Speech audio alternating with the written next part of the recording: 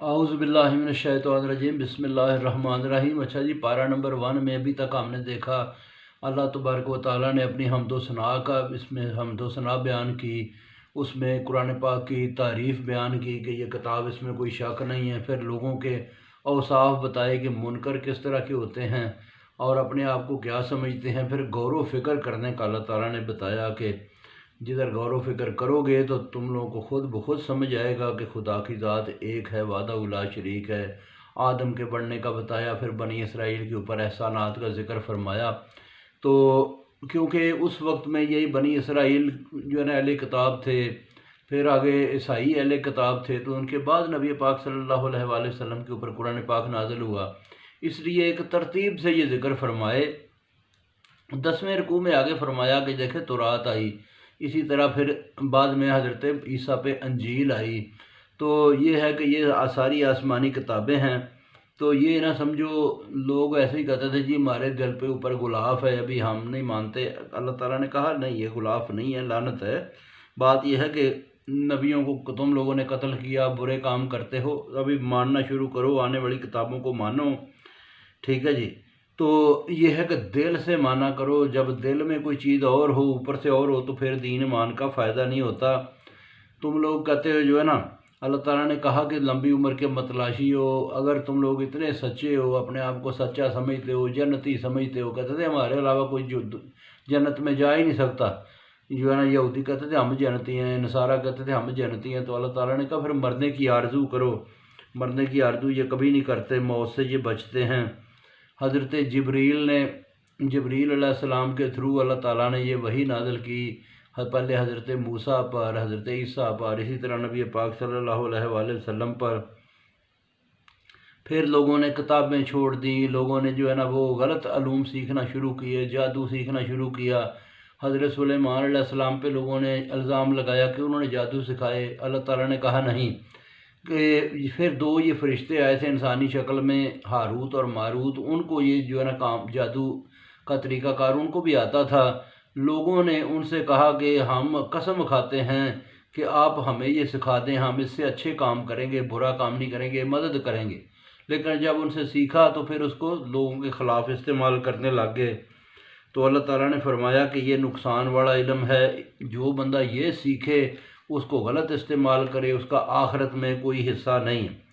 پھر کہا کہ لوگوں ٹھیک بولا کرو اور ادب سیکھو، ادب سے بات کرو نبی پاک صلی اللہ علیہ وآلہ وسلم کے سامنے۔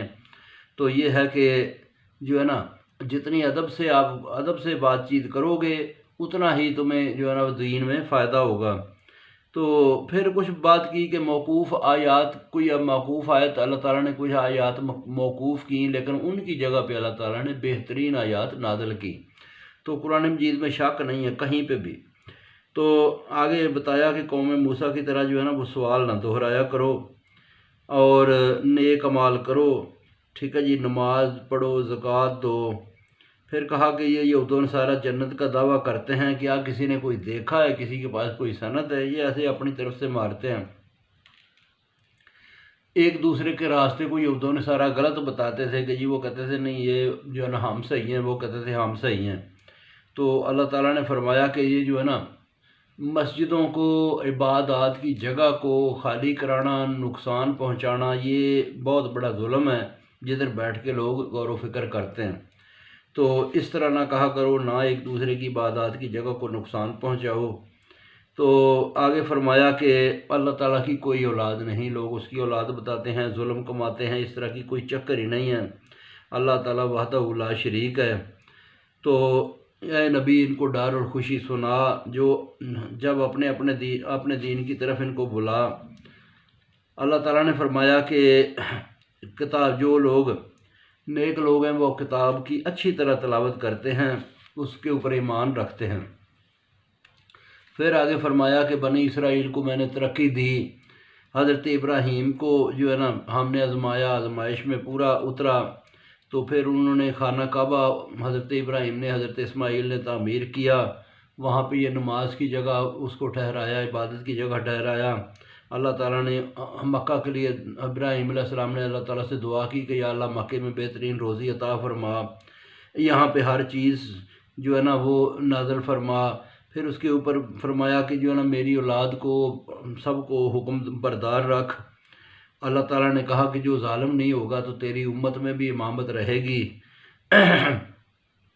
پھر کہا کہ اے اللہ تعالیٰ نے دعا کی، ابراہیم نے دعا کی کہ اللہ تعالیٰ سے کہ میری امت میں رسول بھیج جو تیری آیتیں سنائے، کتاب و حکمت کی تعلیم دے۔ آخری نبی پاک صلی اللہ علیہ وآلہ وسلم کی حضرت ابراہیم کی اولاد سے آئے۔ پھر فرمایا کہ یہ جو ہے نا یہ جو رنگ ہے یہ خاص رنگ ہے، یہ جو دین اسلام ہے نا یہ ابھی ایک خاص رنگ اس کو کہتے ہیں کہ جب نچوڑ ہے ساری جو ہے نا، جب سے جتنے بھی انبیاء آئے ان کی تعلیم کا نچوڑ ہے، بہترین ہے، اس کے اوپر عمل کرو نبی پاک صلی اللہ علیہ وآلہ وسلم کی بات کے اوپر۔ پھر حضرت یعقوب نے بیٹوں سے پوچھا کہ ہاں جی مرتے وقت کہ آپ لوگ کس کی جو ہے نا عبادت کرو گے؟ تو انہوں نے کہا جی آپ کے باپ کی، آپ کے دادوں کی، حضرت ابراہیم علیہ السلام کے دین پر ہم قائم رہیں گے۔ تو پھر اللہ تعالیٰ نے کہا کہ یہ جو ہے نا آپس میں جھگڑو نا، ٹھیک ہے جی، اپنے اپنے جو ہے نا وہ دین کو آپ دیکھو، لیکن آخری دین کے اوپر آخری کتاب پہ عمل کرو۔ پھر آگے فرمایا کہ گواہی چھپانا جو ہے نا وہ ظلم عظیم ہے، گواہی نہ چھپایا کرو۔ تو آگے پھر سناؤں گا جی، بہت شکریہ۔